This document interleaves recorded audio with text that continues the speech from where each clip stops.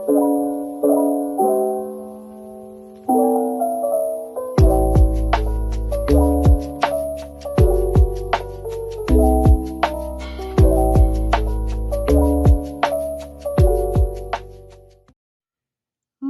guys. Morning.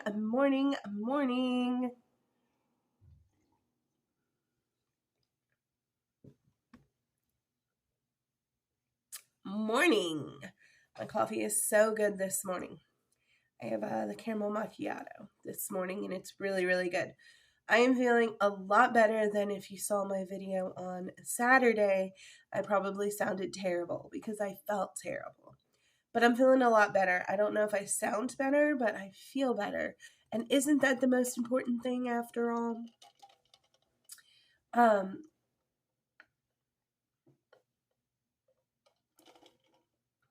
All the water, all the coffee. And it is cold and dreary today. I usually record Monday's video on Sunday. Sometimes I'll record Wednesday's video on Sunday too. But at least Monday's video is recorded on Sunday. And yeah, it's a rainy, cold, dreary day today.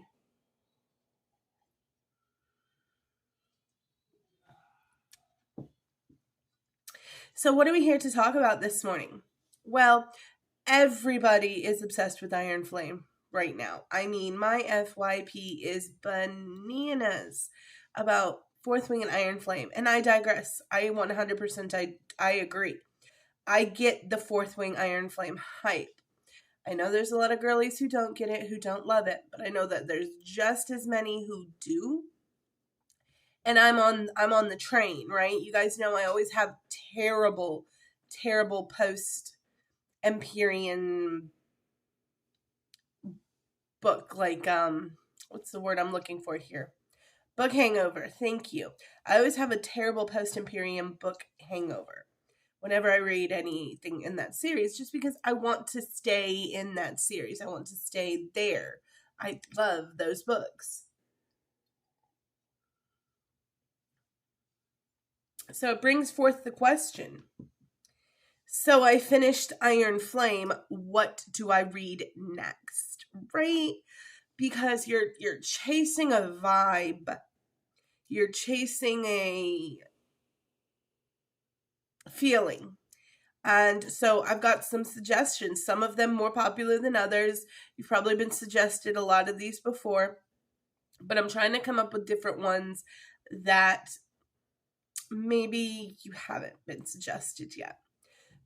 But for me, one of the biggest ones that I haven't seen suggested a whole lot, if you are chasing that academia setting, if you are chasing maybe the first guy, the first love interest isn't the love interest that she's going to end up with, spoiler alert, but very much so the academia setting, Tracy Wolf's Crave series is really good for like YA, academia, love interests, magic, dragons, that kind of thing, in a very different sense of a dragon. But I loved that series. I need to finish it. I have the last book on hold at the library, but I've absolutely loved that series, and it definitely fulfills that academia aspect because they are at a school. That is where they all meet, all of the characters. So there's that. Another one, if you are missing the dark romance, the enemies to lovers, good enemies to lovers, is Carissa Broadbent's Serpent in the Wings of Night and Ashes in the Star-Crossed Prince. I think that's what they're called. I just want to make sure I've got them right. The Ashes in the Star-Crossed King, not the Prince. He's a king by the second book, Lauren. Okay, so Serpent in the Wings of Night and Ashes and the Star-Crossed King. They're both by Carissa Broadbent, and they're both on Kindle Unlimited. So that's great. but I just finished that second book. I had read Serpent and the Wings of Night back when I first read Fourth Wing, um, because I needed something to get over that hurdle. And then that got me over the Fourth Wing hurdle, and I kind of forgot about the book two for a little bit until I just went through after Iron Flame and read this book two to this. It is a completed duology. Now, there are other books that will be written in this world. Moment.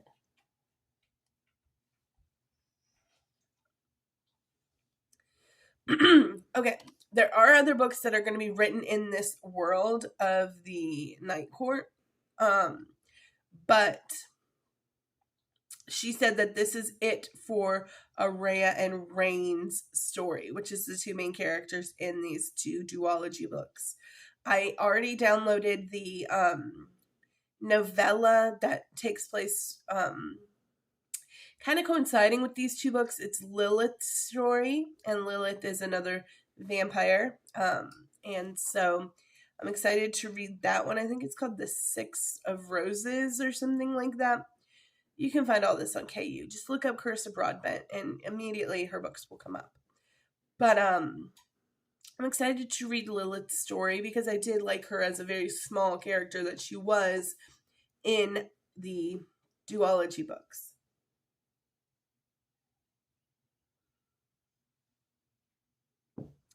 But yeah, those two I recommend highly because they're going to give you some of the same vibes, of course, with the academia or with the enemies to lovers. Divine Rivals is absolutely excellent, and that book too is coming out here, I believe, like a few days after Christmas or a few days before Christmas. And it is also enemies to lovers. It's not quite as dark as Fourth Wing or as Serpent and the Wings of Night. So it doesn't necessarily fulfill that darkness for me that I'm looking for sometimes with my enemies to lovers. But Divine Rivals, nonetheless, is really, really, really good.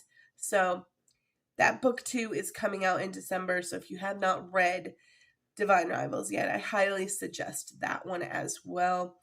Might get you over the Iron Flame hump there a little bit. What else, you guys? I read so much that is in this romantasy. From Blood and Ash is really good by Jennifer Armentrout. The first two books are really, really, really good. I loved the first two books, but I don't necessarily always suggest that particular series because by book 3, 4, 5, it has slowed down tremendously for me. That is a series that I am DNFing, unfortunately. So that's why that wasn't one of my top suggestions. But if you are okay with reading something and not finishing it, because the first two books are really good, maybe that's something you might want to look into. And if you are more of a lore building type of person than I am, like you just like lots and lots of world building and lore building, then maybe you could finish the series and not find it too slow. That's a possibility.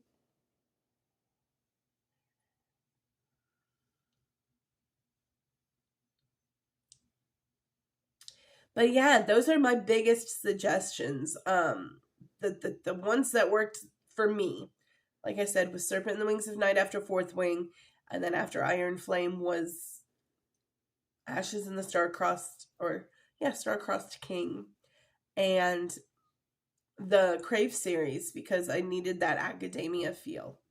I'm really excited to read Study in Drowning. I wanted to get that one on Black Friday because I also know it is dark academia, but it wasn't at my target. So that's going to be on my Christmas list. I'll do a Christmas book haul for you guys as well. We're getting a new shelf, I believe, that is going to go where my Christmas tree is after Christmas. It's like this really cool looking book tree shelf. I'm really excited to get it and put it together and see how it kind of comes out because I'm really excited about it. What else is going on? We'll have a Christmas book haul. If you guys want, I can do a another gift haul for Sophia. I did that last year, and you guys, I think, enjoyed seeing that.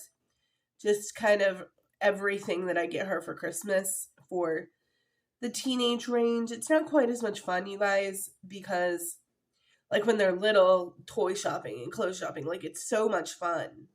But she's 14, she's gonna be 15 this summer, and some of her she's got less gifts because a lot of her gifts are way more expensive. Like she has like a $3,500 trip.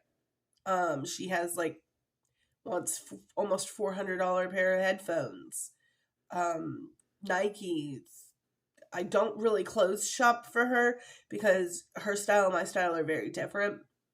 So she's gonna get cash for clothes shopping. So like that's not as much fun as like doing a kids Christmas haul. Kids Christmas hauls are fucking fun. Almost 15-year-old Christmas hauls are not that fun. They're just not.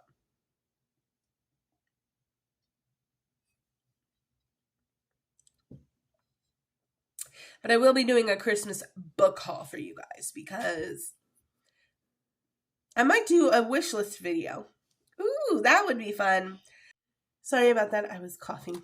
But yeah, I think I am. I'm doing 3 videos a week is a lot, as well as being a, full-time employee, wife, mother, housekeeper, sister, daughter, friend. But I make it work. I make it work somehow. And I'm going to get you guys a Christmas wish list video. All the books that I hope to get, well, that are on my wish list for Christmas. And then I'm going to share it with my husband and see what happens,